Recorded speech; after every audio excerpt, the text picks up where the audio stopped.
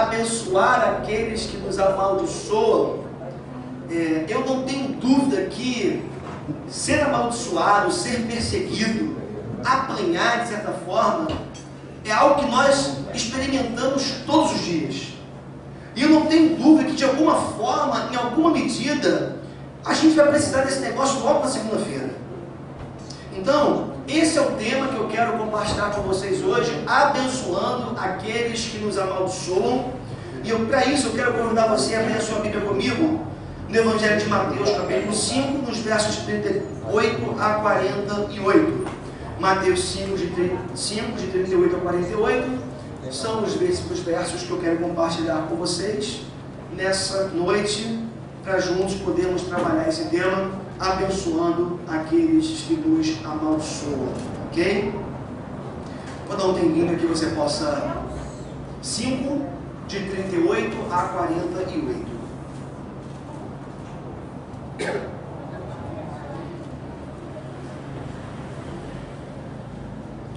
Mateus 5, de 38 a 48. Assim nos diz a palavra de Deus nessa noite. Vocês ouviram o que foi dito: olho por olho e dente por dente. Mas eu lhes digo, não resistam ao perverso. Se alguém o ferir na face direita, ofereça-lhe também a outra. E se alguém quiser processá-lo e tirar-lhe a túnica, deixe que leve também a capa. Se alguém o forçar a caminhar com ele uma milha, vá com ele 2. Dê a quem lhe pede, e não volte as costas àquele que deseja pedir-lhe algo emprestado. Vocês ouviram o que foi dito: ame o seu próximo e odeie o seu inimigo. Mas eu lhes digo, amem os seus inimigos e orem por aqueles que os perseguem, para que vocês venham a ser filhos de seu Pai que está nos céus. Porque Ele faz raiar o sol sobre maus e bons, e derrama chuva sobre justos e injustos. Se vocês amarem aqueles que lhes amam, que recompensa vocês receberão? Até os publicanos, ou aqueles que não eram judeus, que não conheciam a Deus, eles fazem isso. E se saudarem apenas os seus irmãos, o que estarão fazendo demais? Até os pagãos, da mesma forma, aqueles que não conhecem a Deus, fazem isso. Portanto, sejam perfeitos, como é perfeito o Pai Celestial de vocês. Vamos orar? Senhor, dá-nos graça nessa noite, tem misericórdia de nós. Deus, que o Senhor possa aplicar cada palavra lida aqui e a palavra que vai ser pregada, anunciada verbalmente. Deus, que o Senhor possa aplicar essa palavra no nosso coração. Deus, o mundo é tão hostil, as pessoas são tão hostis e muitas vezes, Pai, a gente não sabe lidar com essas situações. Todos os dias, Pai, enfrentamos situações, somos desafiados, Deus, com golpes ou por golpes que recebemos de pessoas, Pai, que convivem com a gente. Isso acontece dentro de casa, isso acontece no ambiente de trabalho, isso acontece no lugar que a gente mora. Precisamos tanto da Tua ajuda, precisamos tanto do Teu socorro. Por isso, meu Deus, em nome de Jesus, que o Teu Espírito nos auxilie, que o Teu poder se manifeste na nossa vida. Nós precisamos desesperadamente do auxílio do Teu Espírito nessa noite, para trazer as verdades que nós precisamos ouvir aqui ao nosso coração e para gravar, aplicar essas verdades na nossa vida, de forma que elas se tornem práticas, atitudes práticas no nosso dia a dia. No nome de Jesus, nós oramos. Amém. Amém. Louvado seja o nome do Senhor, abençoando aqueles que nos amaldiçoam. É o tema que eu quero compartilhar com vocês nessa noite. Irmãos, é interessante porque no mundo existe uma lógica, né? E existe até um ditado que endossa essa lógica. E o ditado é aquele que diz que a vingança é um prato que se come frio. E sabe o que está por trás desse ditado, e ao mesmo tempo dessa lógica? É aquela atitude ou aquele pensamento que fala assim pra gente: olha, alguém pode ter feito mal para mim, alguém me feriu, alguém me machucou, mas tudo bem, eu vou esperar. Porque o tempo vai fazer com que essa pessoa de alguma forma acabe se esquecendo do mal que ela me fez, porque também tem um ditado, né, as pessoas falam também, que aquele que bate, esquece, mas aquele que apanha, não esquece.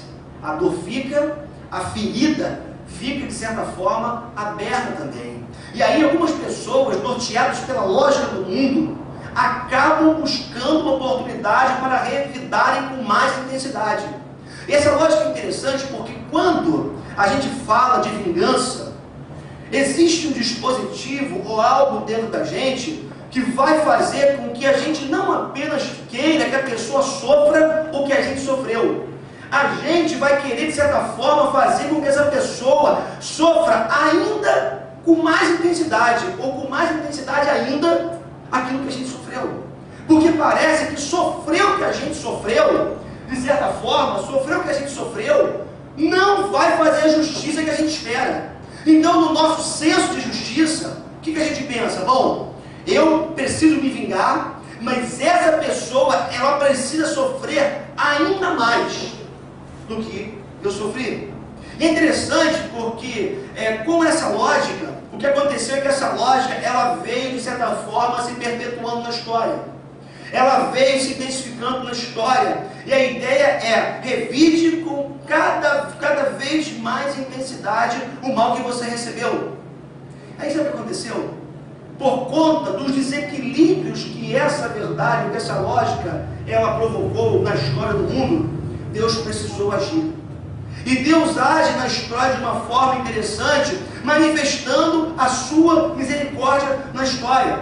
E Deus manifesta a sua misericórdia na história, dando uma lei a Moisés, ou essa lei na verdade aconteceu até um pouco antes, mas uma lei que foi a lei da reciprocidade. É interessante isso porque, se a lógica humana diz, revide com mais intensidade, Deus precisou entrar na história para colocar um freio nisso. E o Marcelo, até com muito mais propriedade do que eu, pela formação jurídica, ele explicava isso, parece que no domingo passado, retrasado, quando ele falava da lei de Talião, porque a lei de Talião, que na verdade nasce no Código de Hammurabi, certo, doutor? Que é anterior ao Código de Moisés, Hammurabi, na Babilônia, no século XIX a.C., e na lei de Talião dizia o seguinte: olho por olho, dente por dente. No primeiro momento, sabe o que a gente pensa? Peraí, mas Deus é muito rigoroso. Quer dizer que se o sujeito teve o olho ferido, ele tem o direito de ferir o olho do outro também? Quer dizer que se alguém teve uma fratura no seu corpo provocada por alguém, ele vai poder infligir o mesmo sofrimento no outro? E aí entra a explicação maravilhosa a respeito disso. Na verdade, a lei de Talião, como eu falei para vocês, que ela vem antes do Código de Moisés, que Deus deu a Moisés, mas que nasce no Código de Hammurabi, no século XIX a.C., essa lei, ela foi uma manifestação da misericórdia de Deus, que foi a lei da reciprocidade por uma razão muito simples. Se Deus não agisse para colocar um limite na ofensa, não seria apenas um olho pelo outro olho, seria 2 olhos por um olho, seria a vida por um xingamento e vice-versa. O que eu estou querendo mostrar para você nessa noite é que a misericórdia de Deus, ela entra na história colocando um freio na violência, meus irmãos, porque não nos iludamos. A intenção, ou melhor, o potencial que nós temos para destruir o outro, quando ele nos magoa ou nos fere, é muito grande. Aí sabe o que Deus faz? Espera aí, vou colocar um freio nesse negócio.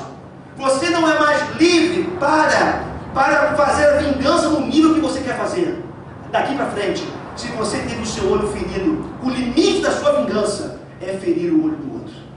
E aí, muda de figura, porque se a lógica do mundo é revide com cada vez mais intensidade, o que acontece é que, na verdade, o que nós encontramos em Deus é a manifestação da sua profunda misericórdia. É interessante isso, porque desde pequenos, né, a gente vive com essa realidade da vingança. Eu me lembro, lá no Jardim América, lembra, mãe? Que a gente morou lá, né, eu fiz lá aos 6 anos de idade. Eu me lembro que, olha interessante, eu era pequeno, eu tinha menos de 6 anos de idade. Eu me lembro que eu arrumava as confusões fora de casa, molequinho, né? Aí depois eu voltava para casa chorando e ia pro meu irmão, que era mais velho que eu. Aí meu irmão, maior do que os meus coleguinhas da época, ele já saía comigo para bater nos moleques que me bateram. E aí, é bom ter alguém para proteger a gente, né? O irmão mais velho para dar uma surra nos outros. Tempos bons que não voltam, né? Na brincadeira. E eu me lembro que assim, eu era pequeno, mas havia aquela coisa, sabe? Bom, se eu apanhei, deixa eu chamar o meu irmão que é mais velho, que ele vai resolver esse negócio. E o irmão mais velho vai ser mais violento do que eu, vai fazer muito mais do que eu posso fazer. E a gente carrega isso desde pequeno na história da gente. Agora, é interessante porque, como eu falei para vocês, na lei de Moisés já havia uma previsão para a questão da reciprocidade, ou a questão da vingança. Se alguém ferir o seu próximo, deixando-o defeituoso, assim como fez, lhe será feito. Fratura por fratura, olho por olho, dente por dente. Assim como feriu o outro, deixando-o defeituoso, assim também será ferido. O que nós precisamos entender é que a história em desenvolvimento, como se encontrava, ali já houve um padrão de correção, de lealdade e de justiça. Porque se Deus não tivesse de alguma forma entrado na história, como eu falei para vocês, o que teria acontecido com a história? O que teria acontecido com os povos, de alguma forma, se não houvesse leis que de alguma forma freassem essa violência? E por causa disso, interessante a frase gigante, ele fala o seguinte: a filosofia do olho por olho tem deixado o mundo inteiro cego. Porque, por mais que tenha sido um presente de Deus na história, a lei de Talião, que depois por assim dizer, reeditada, por usar essa expressão, por Moisés, é interessante isso, porque apesar dela ter freado, de certa forma, a violência no mundo, ela ainda não era ideal. Ela não era ideal. E por causa de um sentimento de justiça que alguns povos tiveram e deveriam ter, o que causou foi uma grande violência entre as pessoas e entre os povos. Agora, eu falei que a lei de Talião, né, a ideia do olho por olho, dente por dente, por mais que tenha sido uma manifestação da misericórdia de Deus, aquilo não foi o ideal da história. E aí, irmão, sabe o que acontece? Eu, pensando sobre esse tema, eu descobri algo interessante, lendo algumas coisas. Eu me deparei com essa modalidade no jiu-jitsu, certo? Ô Júlio, você que é um lutador, né, que conhece bastante dessa arte marcial. Agora, você sabia o que significa a palavra jiu-jitsu? Arte suave. Tá escrito ali não, né? Jiu-jitsu significa arte suave. Sabe o que está por trás dessa prática, desse nome?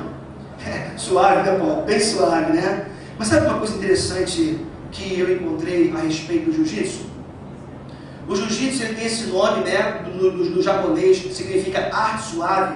E dentro do jiu-jitsu, uma coisa que vai caracterizar essa luta é você utilizar a força do seu oponente para exercer um golpe sobre ele. A ideia é a seguinte: você vai usar a força do seu oponente, o próprio golpe do seu oponente, para fazer uma alavanca contra ele. Tá certo, Júnior? Então, eu sou lutador, né, cara? Eu pratico jiu-jitsu todos os dias. Eu falo com muita propriedade isso aqui nessa noite, cara. Então, qual é a ideia do jiu-jitsu? Essa palavra significa arte suave, por ter como princípio ceder para vencer. Preste atenção nisso. O princípio do jiu-jitsu é ceder para vencer. Você cede para poder ganhar. Usar o peso e a força do seu adversário contra ele mesmo. Daí, eu falar que existe uma espécie de jiu-jitsu do reino de Deus. E esse texto nessa noite vai nos ajudar a entender um pouquinho do que eu estou falando para você nessa noite. Eu queria ver com vocês 4 golpes e contra-golpes desse jiu-jitsu do reino de Deus, que podem nos ajudar a entendermos um pouco a forma como nós devemos agir com aqueles que nos agridem. No verso 39, o Senhor Jesus vai dizer assim: se alguém o ferir na face direita, ofereça-lhe também a outra face. Isso é muito interessante, sabe por quê? No tempo de Jesus, em vez do tempo de Moisés, que é bem anterior, um homem que tivesse um escravo, ele poderia fazer qualquer coisa com o seu escravo. O escravo era um objeto. O escravo era uma coisa. Ele poderia bater no escravo. Ele poderia espancar o escravo. Ele poderia fazer qualquer coisa com o escravo. É interessante porque quando um senhor de um escravo batia na face dele com toda a intensidade, qual era a atitude natural do escravo por ser escravo e saber que não era detentor de direito algum? A sua atitude era se recolher por conta daquela violência. Porque se o escravo levantasse o peito e enfrentasse o seu senhor, ele teria sérias consequências por causa disso. Então aquele escravo, ele se encolhia, e a gente sabe, toda vez que alguém se encolhe, né, diante de um agressor, há uma possibilidade, uma tendência do agressor ganhar mais força ainda e continuar com a violência. Então o senhor do escravo, ele podia fazer qualquer coisa com o seu escravo, mas esse tipo de violência não poderia acontecer entre iguais, ou entre pessoas de uma classe social mais elevada, porque havia uma previsão na lei de Moisés também a respeito da agressão, a respeito da violência com agressão. E é o seguinte, olha que coisa interessante nós encontramos nesse texto: se alguém oferir na face direita, ofereça-lhe também a outra. Sabe por que Jesus está dizendo isso? Por uma razão muito simples. Se você tomasse um tapa na sua face, um simples tapa na face não configuraria uma violência ou uma agressão. Um simples tapa no lado da face não daria ao ofendido direito de tribunal requerer o seu direito. Mas, se essa violência aumentasse e ele batesse na outra face também, isso já configuraria uma agressão que daria ao ofendido o direito de ir ao tribunal. Olha só o que Jesus está dizendo. Se você apanhar na sua face direita, ofereça também ao outro, a outra face. Sabe por quê? Porque quando você oferecer a sua outra face para o outro, o seu agressor que bateu apenas numa face, ele vai pensar duas vezes antes de te agredir de novo, porque você passará a ter o direito de levá-lo ao tribunal por conta dessa atitude. Sabe o que Jesus está dizendo? Meu irmão, se alguém de alguma forma agredir você de alguma forma, tome a atitude de oferecer a outra face, porque no mínimo a sua atitude vai levar o outro a ponderar aquilo que ele está fazendo. Esse é o primeiro golpe, usando a força do próprio adversário no jiu-jitsu do reino para contra-atacar. Agora, é interessante isso, né? Porque como é que isso funciona na prática?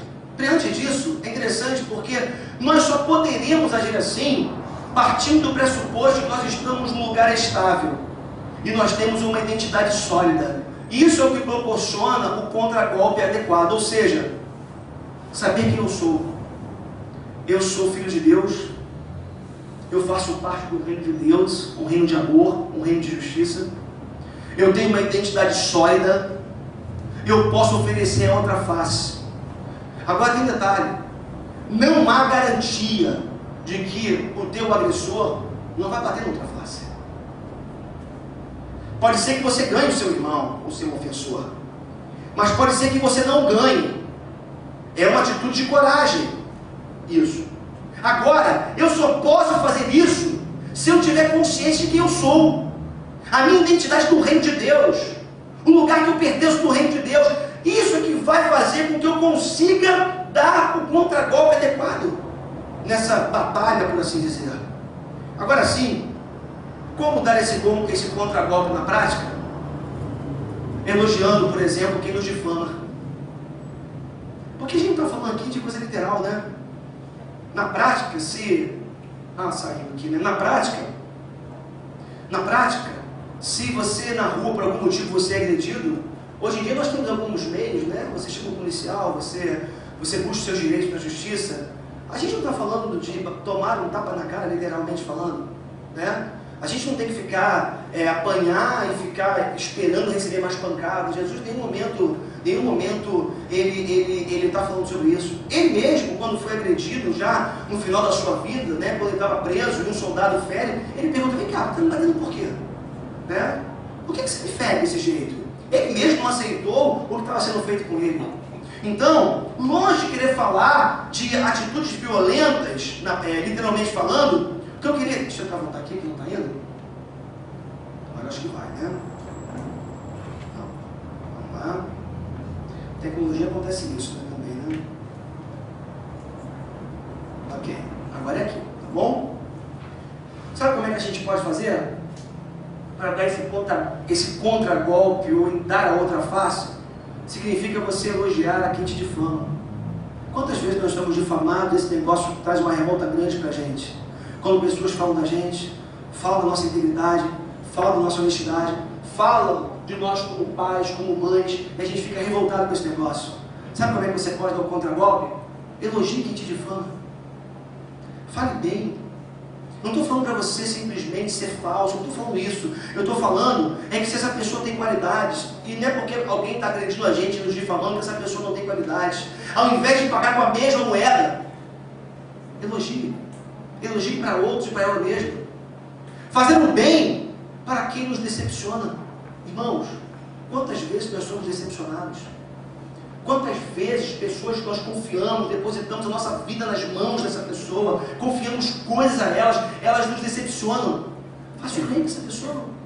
Seja gentil com quem te aborrece. É difícil, eu sei. Seja generoso com quem foi egoísta com você. Você está vendo? Porque às vezes a gente fala assim, não, olha, esse negócio é brincadeira, como é que eu vou dar a minha outra face para o sujeito que me feriu? O problema é que esse negócio tem muito mais a ver com questões que acontecem todos os dias da vida da gente. É muito mais prático, é muito mais evidente, é muito mais corriqueiro do que levar um tapa. Eu não me lembro quando foi que eu tomei um tapa no rosto, sei que eu tomei um dia. Eu não me lembro disso. Agora, eu me lembro de feridas que abriram em mim. Eu me lembro de coisas que falavam a meu respeito. Eu me lembro de atitudes de pessoas extremamente egoístas que me feriram. Eu me lembro que pessoas me decepcionaram e isso me magoou profundamente. O contragolpe do reino diz o seguinte: não revide na mesma moeda. Ofereça a outra face, porque a sua atitude vai levar o outro a pensar. Vamos avançar um pouquinho mais?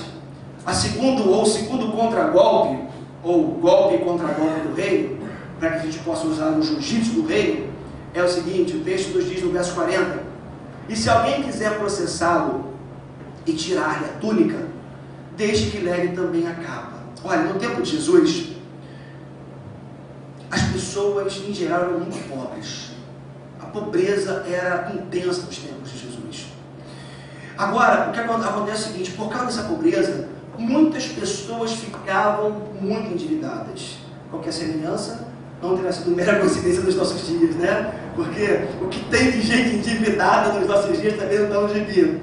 Mas a pobreza era intensa. E o que acontece é que muitas vezes algumas pessoas não tinham nada. Você já conheceu alguém na prática que não tem nada na vida? Alguém que assim, que você sabe que só tem a roupa do corpo para você, para se vestir, para se proteger do frio? Era muito comum nos tempos de Jesus isso. Mais uma vez, qualquer semelhança não terá sido mera coincidência nos nossos dias. A pobreza era intensa. E o que acontece é que essa pobreza fazia com que as pessoas se endividassem muito. Como é que elas se endividavam? Elas pegavam dinheiro emprestado, por exemplo, para comer, para fazer qualquer coisa na sua vida, e depois não tinham como pagar. E como elas não tinham com que pagar, muitas delas se tornavam escravas por conta da dívida assumida. Mas é interessante, porque também havia uma previsão na lei de Moisés que dizia o seguinte, Êxodo capítulo 20, versos 22, de 25 a 27. O texto assim nos fala: se fizer empréstimo a alguém do meu povo, algum necessitado que vive entre vocês, não cobrem os juros dele, não emprestem visando lucro. Se tomarem como garantia o manto do seu próximo, devolvam-no até o pôr do sol, porque o manto é a única coberta que ele possui para o corpo. Em que mais se deitaria? Quando ele clamar a mim, eu o ouvirei, pois sou misericordioso. Olha o que a lei que Deus deu a Moisés, o que essa lei ela previa. Ela previa o seguinte: ninguém pode tirar do outro o mínimo necessário que ele tem para a sua sobrevivência. É interessante porque mesmo na Palestina, em alguns lugares, né, sabemos que durante o dia, em algumas épocas do ano, havia um calor muito intenso, mas à noite, isso era uma peculiaridade de lugares de deserto, mas à noite o frio era muito intenso. O que acontece é o seguinte, essa previsão legal impedia que uma pessoa tomasse do outro a sua manta, que era a única coisa que essa pessoa tinha para se cobrir nas noites de frio. Então podia levar a túnica, podia levar os seus pertences, podia levar os seus bens, podia deixar aquela pessoa sem nada, mas a sua manta não poderia ser levada. Era uma previsão que havia pela lei de Moisés. E sabe o que Jesus está ensinando para os seus discípulos? Olha, se o teu credor chegar diante de você e exigir a sua túnica, exigir tudo que você tem, entrega para ele. Agora, por mais que na lei tenha uma previsão dizendo que ele não poderá levar o seu cobertor também, entregue o seu cobertor para ele. Você vai, mas peraí, como é que pode ser um negócio desse? O que Jesus está querendo dizer com isso? Por que Jesus foi tão rigoroso com os seus discípulos? Queridos, mais uma vez, a solução dada por Jesus é: ofereça também a capa ou o seu cobertor. A capa muitas vezes era dobrada, como eu falei para vocês, e usada como manto de proteção nas longas noites de frio. Agora, sabe o que me chama a atenção nesse versículo que a gente leu aqui, dias do capítulo 22, verso 25? É o final do versículo, quando diz assim: em que mais se deitaria? Quando ele clamar a mim, eu o ouvirei, pois sou Deus misericordioso. Irmãos, às vezes a gente tenta deter algumas coisas na vida da gente, achando que são essas coisas que vão trazer segurança e conforto para a nossa vida. Sabe o que eu aprendo nessa passagem, essa noite? O meu conforto, a minha segurança, a minha proteção não está em nada para além da misericórdia e da graça de Deus na minha vida. O que Jesus está dizendo é o seguinte: por mais que os nossos credores levem tudo da gente, e por direito, porque o texto não está falando de injustiça, o texto está falando de direito, ofereça o que você tem para ser levado. Sabe por quê? Porque o que você depende, em última análise, é da minha misericórdia, diz o Senhor. Então, meu irmão, o que você precisa aprender nessa noite, nessa experiência, como um contragolpe do reino de Deus, como o jiu-jitsu, a arte leve, né?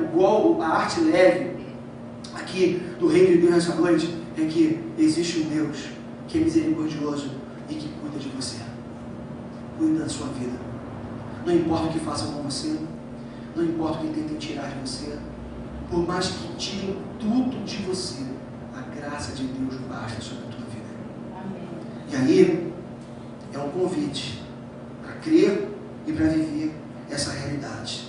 Para a gente avançar um pouco mais, um terceiro golpe, passou direto, e contragolpe aqui no reino de Deus, que eu queria que você pudesse acompanhar comigo.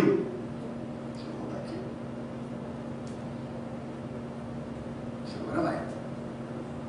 Sim. Está no verso 41. Se alguém o forçar a caminhar com ele uma milha, vá com ele 2. Mais uma vez, no tempo de Jesus, era muito comum e era legal isso. Um soldado romano, ele podia obrigar qualquer cidadão judeu a levar a sua bagagem. É mais ou menos assim: o soldado estava passando por aquele monte de mochilas, de armamentos, ele via uma pessoa trabalhando, ou ociosa, ou fazendo qualquer coisa, ele podia ordenar que aquele cidadão judeu parasse o que ele estava fazendo para levar a sua bagagem. Só que por conta disso, muitos desequilíbrios, essa talvez não seja a palavra ideal, muitos abusos começaram a acontecer por causa dessa previsão. Porque aí, o que aconteceu? Os soldados romanos começaram a obrigar as pessoas a levarem suas bagagens por distâncias infinitas, determinadas.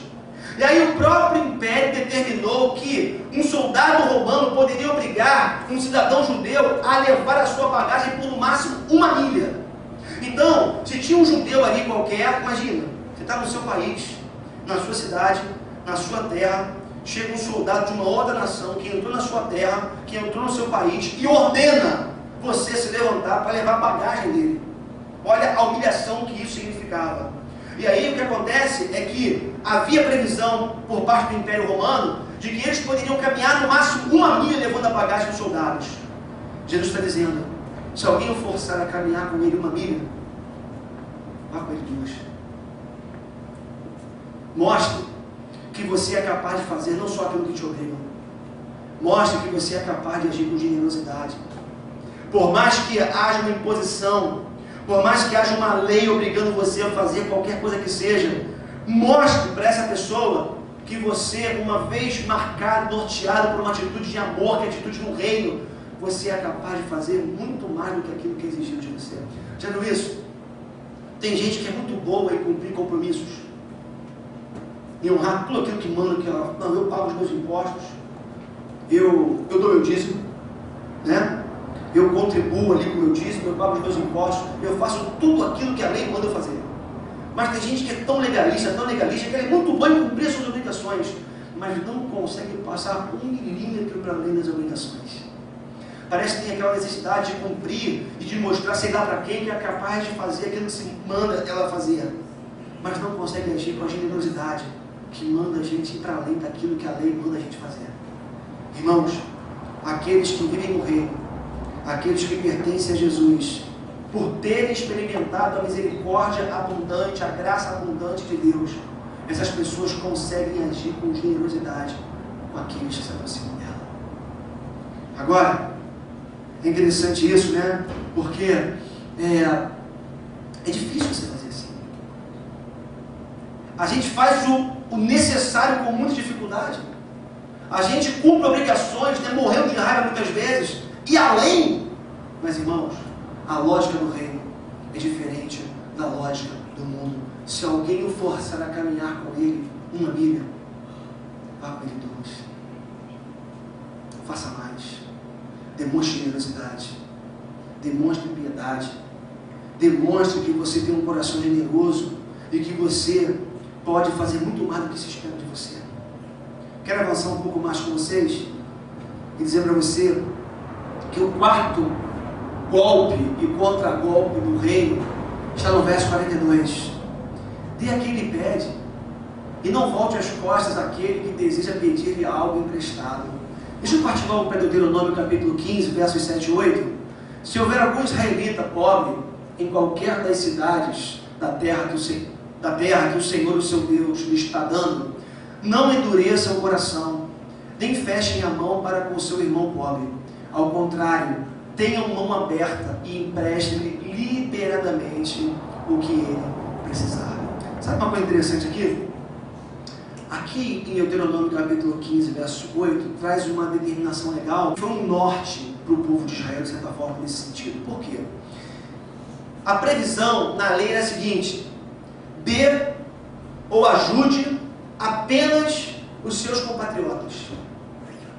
O povo judeu, entre o povo judeu, havia essa determinação, ou esse pensamento: eu preciso ajudar aos meus compatriotas.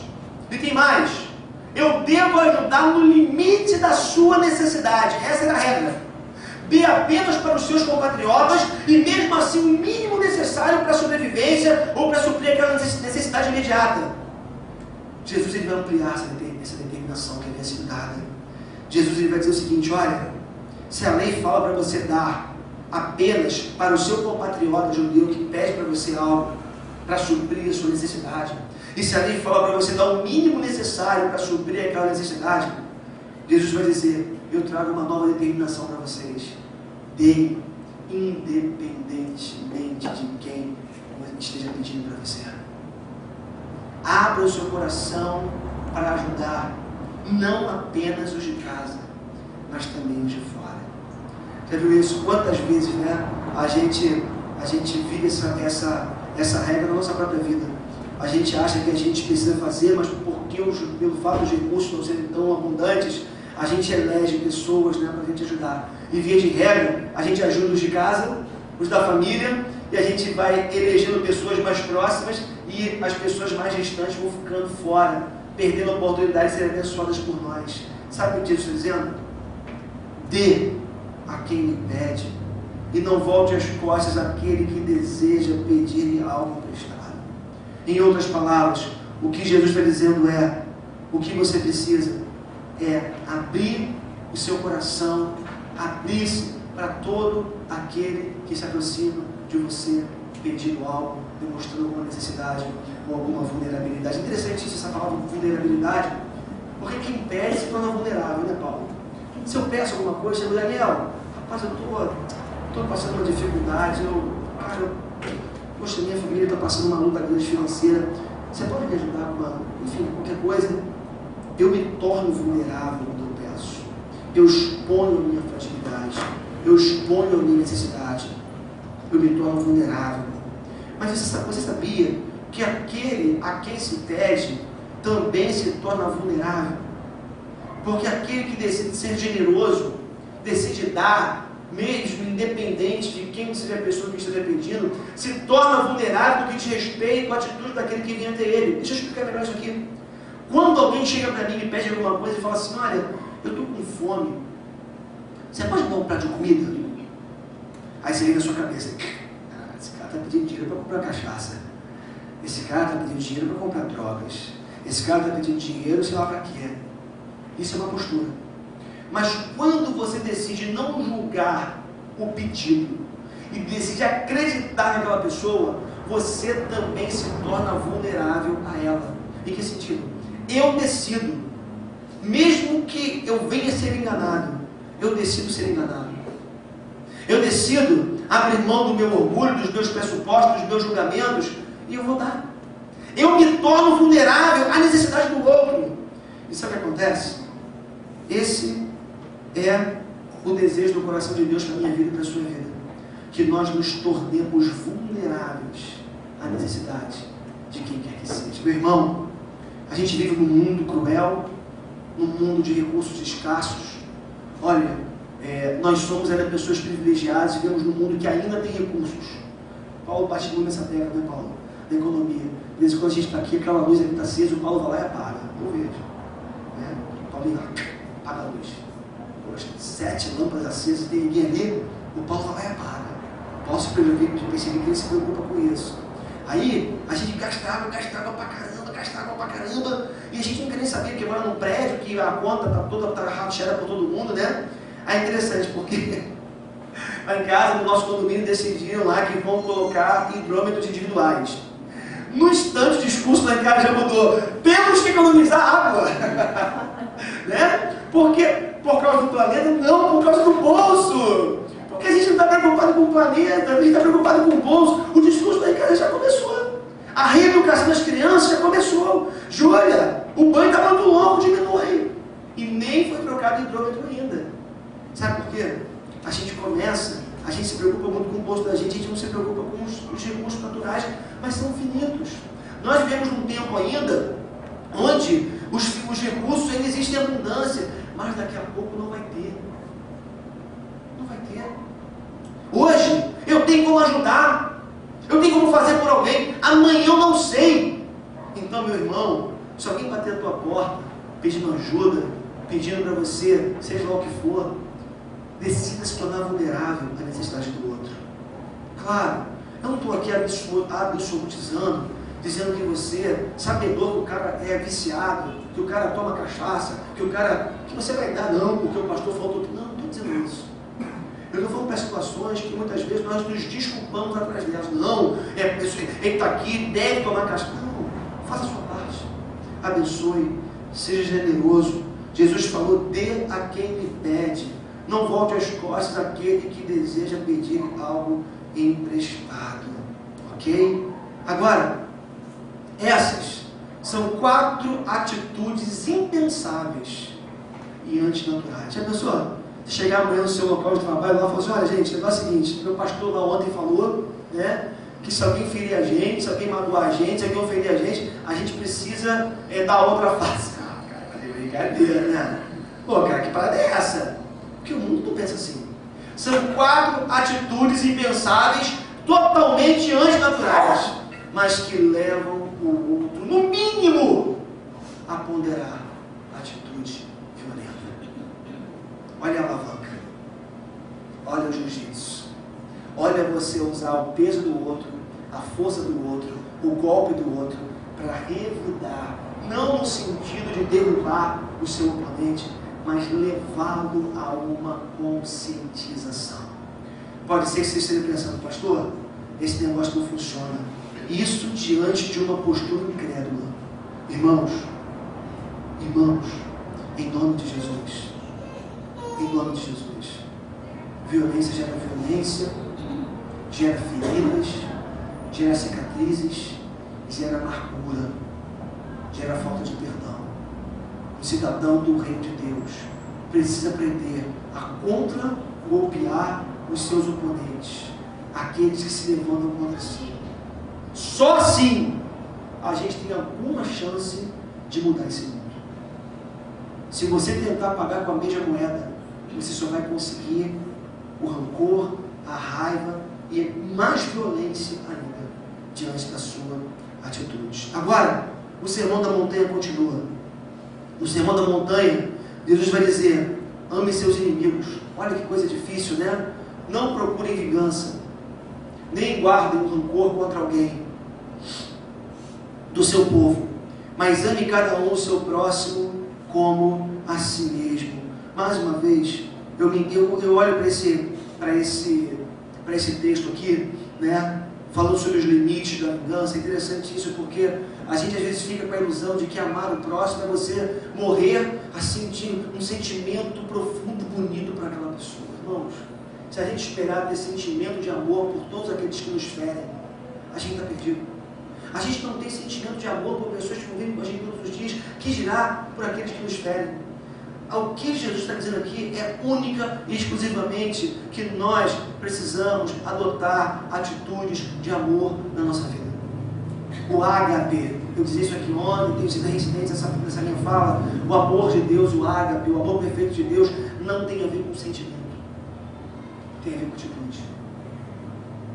Aquilo que eu já falei aqui: se você foi ferido, não fira, trate com benevolência, trate com bondade, ajude, estenda a mão. Isso é amar.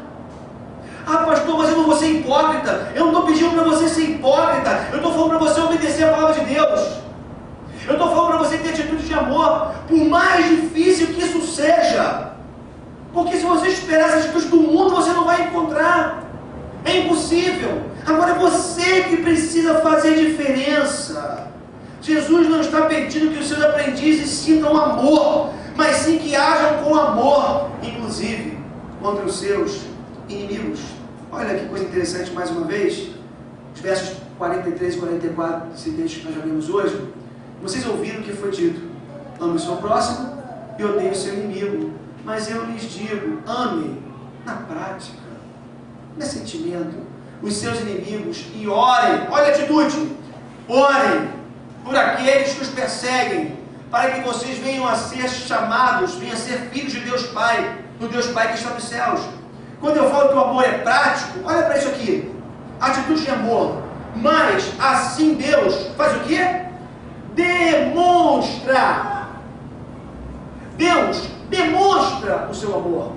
Amor prático, atitude. Assim Deus demonstra o seu ágape por nós. Cristo morreu em nosso favor quando ainda éramos pecadores.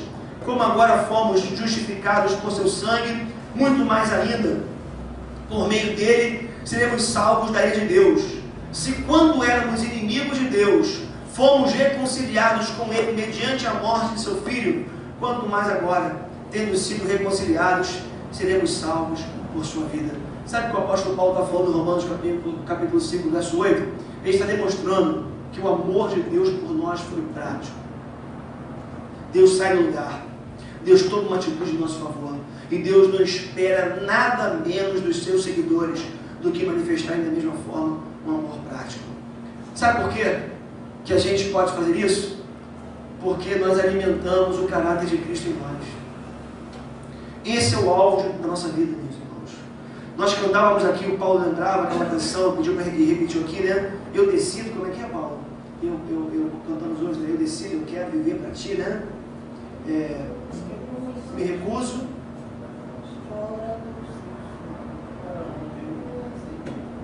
E fala da decisão. Nunca vou desistir. Eu não sou dos que desistem. Eu não sou dos que recuam, né? Eu decidi viver o melhor. Sabe qual é o melhor de Deus para você? É você ter o caráter de Cristo sendo desenvolvido todos os dias na sua vida. Esse é o melhor de Deus para você. E sabe como é que Jesus agiu? Jesus não pagou com a mesma moeda. Nenhum momento. Ele apanhou, foi humilhado. Em nenhum momento Jesus pagou com a mesma moeda. Jesus não odiou os seus inimigos. Já viu isso? Quantas vezes nós alimentamos um ódio no coração? Tem gente que foi ferida há 20 anos e odeia há 20 anos. Tem mulheres que foram abandonadas pelo marido, rejeitadas, o marido arrumou uma amante e não conseguem perdoar jamais. Não estou aqui relativizando a dor, gente. Eu sei que é difícil, mas tem gente que não consegue perdoar.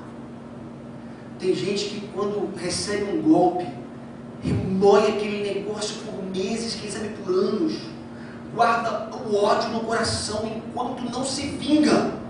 Enquanto não se vinga, não fica em paz. Irmãos, o crente não pode odiar, não. Não pode haver espaço no coração do cristão, do discípulo de Jesus para o ódio. Jesus não odiou os seus inimigos. Jesus não revidou de forma alguma. Jesus não guardou mágoa. Já viu isso? A gente às vezes tem uma capacidade tão grande de guardar mágoas no coração e às vezes por coisas tão pequenas.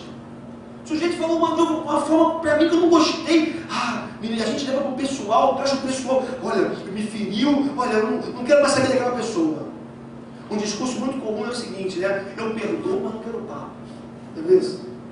Eu até perdoei, mas não quero ter conversa. Me dou o direito de me aproximar. Irmão, pode ser que tenha mágoa no seu coração. Pode ser que você não tenha perdoado nada. Quem sabe você empurrou um pouquinho para debaixo do tapete ali, escondeu, mas teu coração, quem sabe, está cheio de mágoa.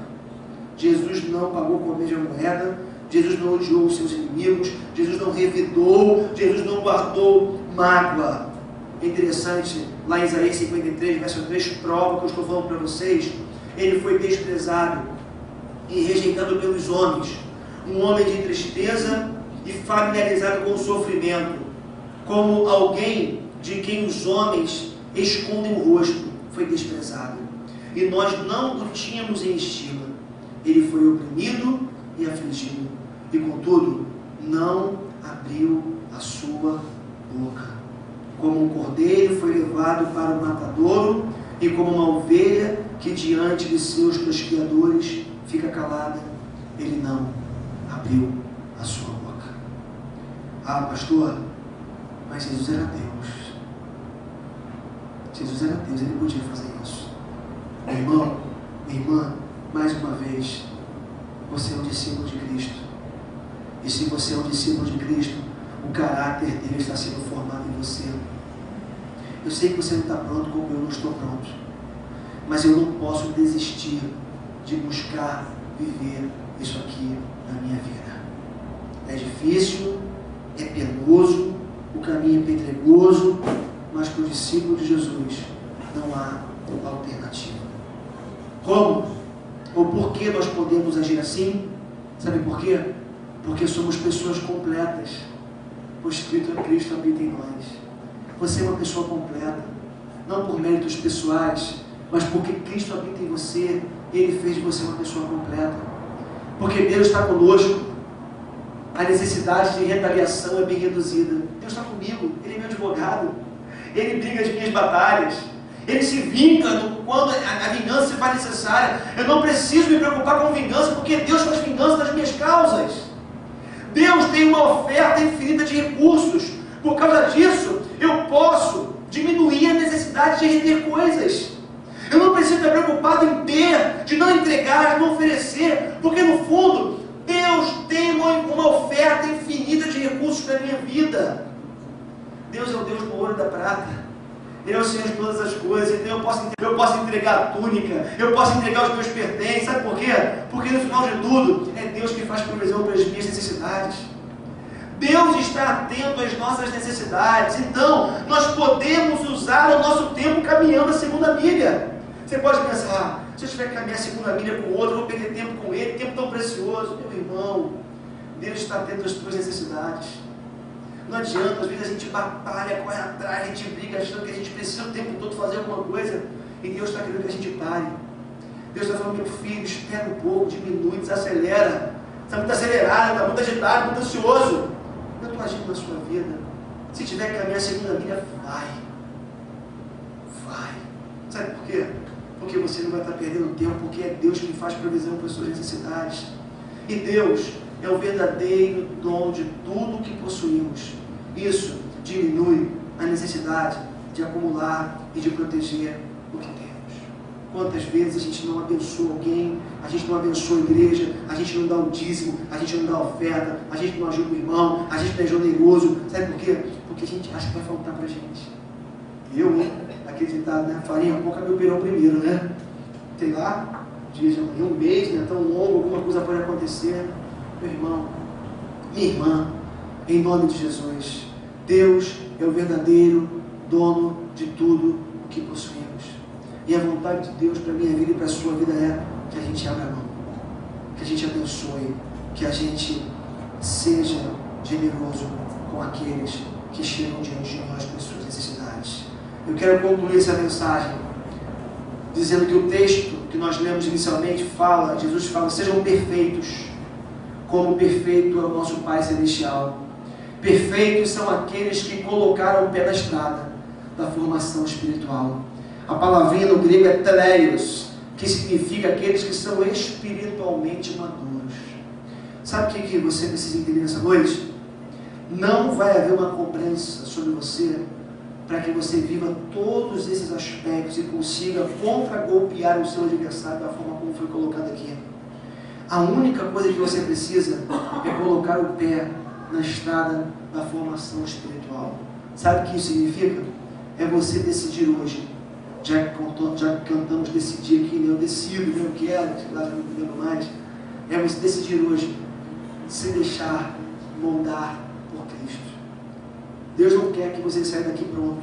Ele sabe que você e eu não vamos sair daqui prontos. Mas Deus deseja que eu e você abramos o coração para que tudo isso aqui comece a se manifestar na vida da gente. Se você não começar, nunca vai acontecer.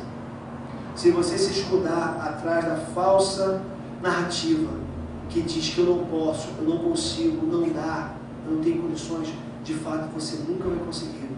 Mas se hoje você decidir no seu coração sair daqui querendo ser uma pessoa melhor, querendo ser de fato um discípulo de Jesus e querendo de fato agir diferente, de forma diferente que o mundo age, você vai ter começado, vai ter colocado o pé na estrada da formação espiritual e você vai fazer, vai permitir que o caráter de Cristo seja moldado na sua vida.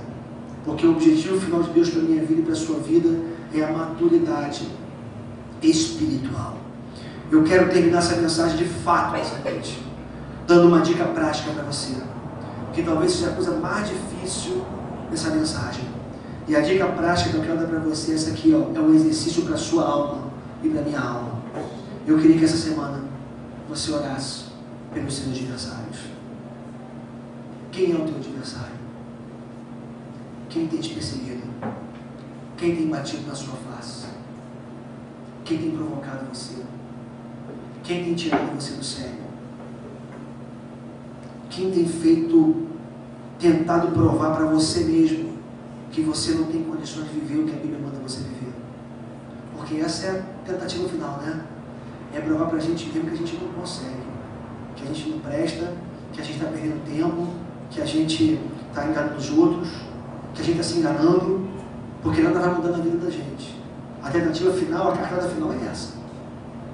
Agora, o exercício para a alma nessa semana que eu queria deixar para você é: lembre-se. Eu sei que você vai precisar de muita pouca energia e muita pouca memória para se lembrar quem persegue você, quem te agride, quem te ofende.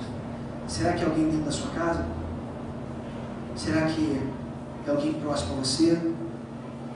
Será que é alguém que trabalha com você? Eu não sei. Eu sei. Na minha vida quem me persegue, eu sei com quem eu preciso lutar com o jiu-jitsu do reino? Eu sei. E você? Hoje, Deus está falando para você. Embora você seja como uma rodovia em obras, tem aquela plaquinha lá, né? Em obras. Ou seja, você não esteja pronto. A única coisa que você não pode é se acomodar na imperfeição. É se acomodar na incapacidade e viver a síndrome de Gabriela. Eu nasci assim, eu vivi assim, vou morrer assim, sempre Gabriela. Tem que ter mudança, meu irmão. Tem que ter mudança, meu irmão.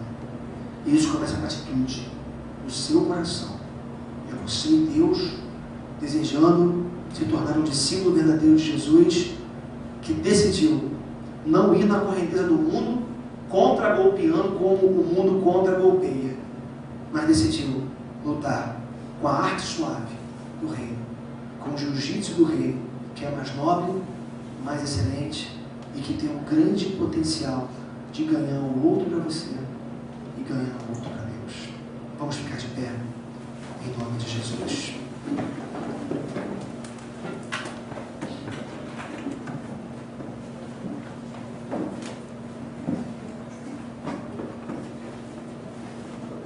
Vamos cantar uma canção.